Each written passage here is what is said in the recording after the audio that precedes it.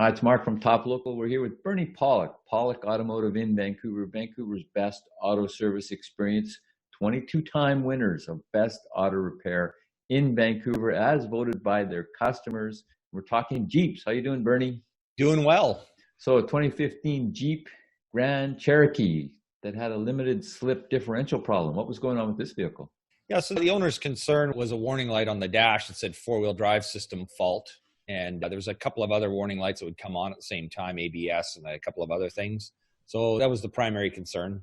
So how did you diagnose this? Yeah, we road tested the vehicle. It felt fine.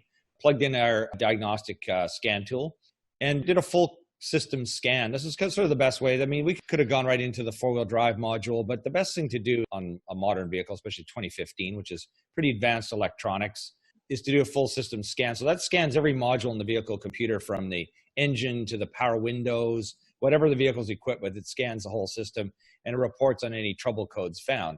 And so we found trouble codes in a variety of different modules, ABS, traction control, electronic limited slip differential, which is kind of where the area of concern we found lied. So from there, once we record all the codes and we clear them, drive it and see what's come back. And that kind of gives us an idea because one code will often set a code in another module. So it's important to decipher which item is actually causing the fault. So from doing a little more driving diagnosis, we found that the fault clearly was the electronic limited slip differential motor. There's a circuit problem with that motor. So were there any more tests that you needed to do from there? Yeah, well, now that we'd verified where the area of the problem was coming from, then we were able to test the motor, the circuits, make sure that see what component was bad. And of course, we consult the manufacturer's information when we need to, and their system is pretty simple. It's clear the code, doesn't return, is the wiring hooked up. If it returns, the motor's defective. So that's kind of their system. And in fact, this time it did work fine, but so often in automotive repair, I've seen it, install known good part. Well, sometimes a known good part's $1,000. So, I don't personally feel that good about going, telling someone, hey, it's going to be $1,000 plus labor. It might not work. It's a good way to lose customers fast. But we did our tests, and the motor turned out to be the problem. So how difficult was it to replace this motor? It's pretty simple. This motor bolts onto the side of the rear differential, and pretty straightforward replacement. Let's look at some pictures. So there's our Jeep 2015 Grand Cherokee, fully loaded. These vehicles, they just get fancier every year. Pretty cool vehicle. Good off-road ride. So let's have a look. There's the motor. Electrical connector here. There's a little drive gear here that operates the innards of the differential. And we'll just look at a few more views of the motor. But essentially, there's several bolts, and this bolts right into the side of the differential case. No messy fluid to change. It's pretty straightforward and easy. Okay, views. This is the gear that meshes inside the motor. You can see the mounting holes here for the bolts. I found this stuff kind of interesting. The motor says, if drop, scrap.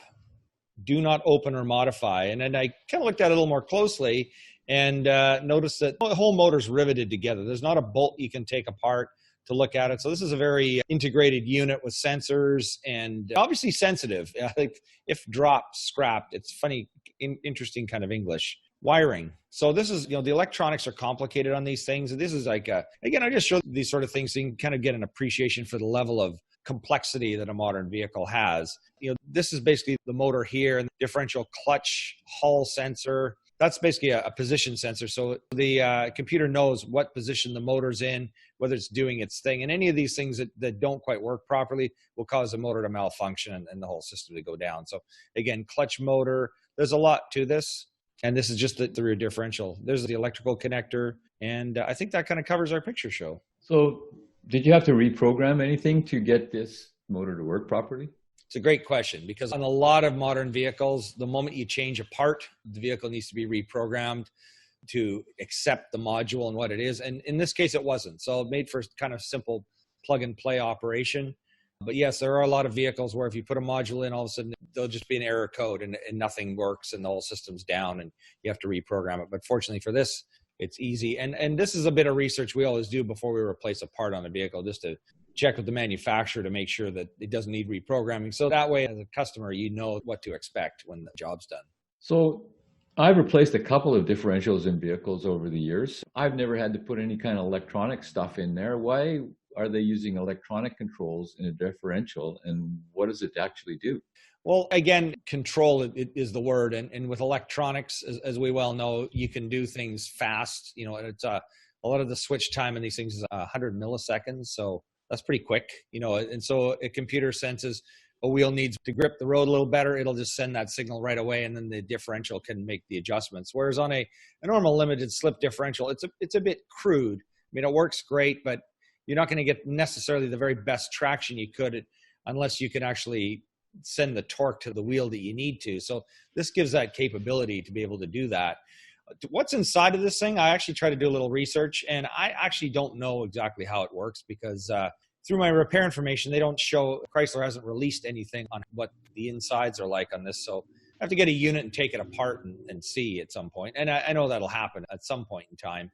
I looked at an Eaton video, which this may be an Eaton unit, I'm not sure, but they have a video on how the system works. It's kind of interesting to watch. Anyways, the clutches are basically electronically controlled, and it's basically speed and operation and control and integration with the rest of the vehicle. Perhaps more torque needs to go to the front and less on the rear, being an all-wheel drive vehicle. So this is what the vehicle can do. Much more control.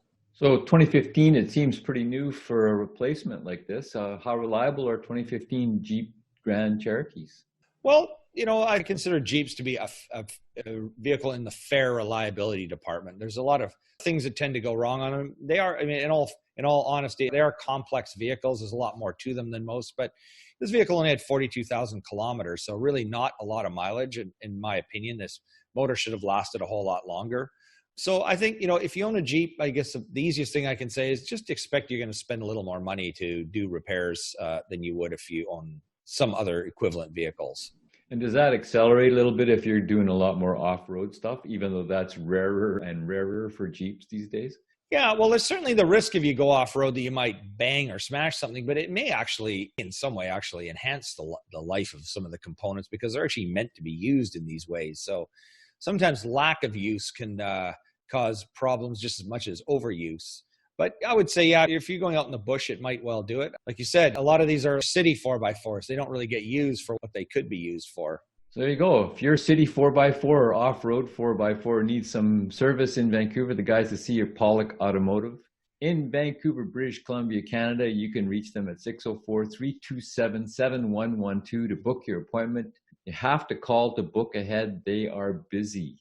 Always a lineup to get in there. So got to call and check. PawlikAutomotive.com is the website. Pawlik Auto Repair is the YouTube channel. Hundreds of videos of all makes and models and types of repairs on there over the last 7 years. And of course, thanks so much for listening, watching the podcast. We appreciate it. Leave us a review. Thanks, Bernie. Thanks, Mark. And thanks for watching.